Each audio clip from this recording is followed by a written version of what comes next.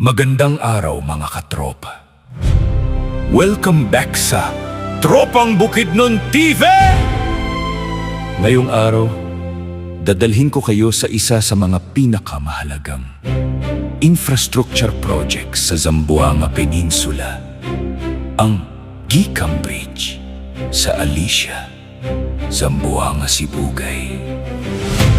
Ang tulay na ito ay magdurugtong sa mainland ng Zamboanga, Sibugay at sa Olutanga Island, na magpapadali sa biyahe ng libu-libong residente, negosyante at mga turista.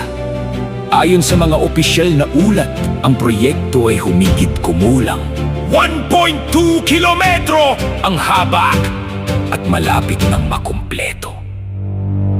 Sa ating July 2026, makikita ang malaking pagbabago sa konstruksyon ng Gicam Bridge.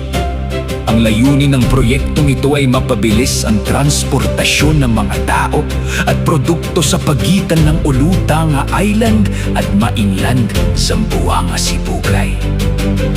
Kapag ganap na itong nabuksan, inaasahang mas mabilis ang biyahe, mas ligtas ang paglalakbay, mas lalago ang turismo, mas mapapadali ang pagdadala ng mga produktong pangisdaan at agrikultura.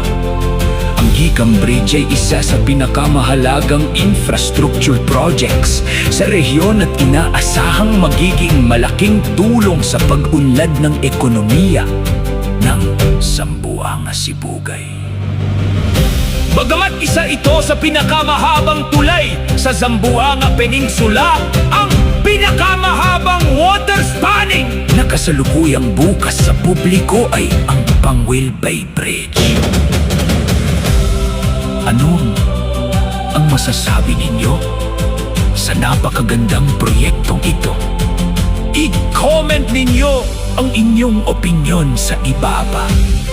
Huwag kalimutang like, share at subscribe sa Tropang Bukidnon TV para sa mas marami pang travel updates, infrastructure news at magagandang tanawin mula sa buong Pilipinas.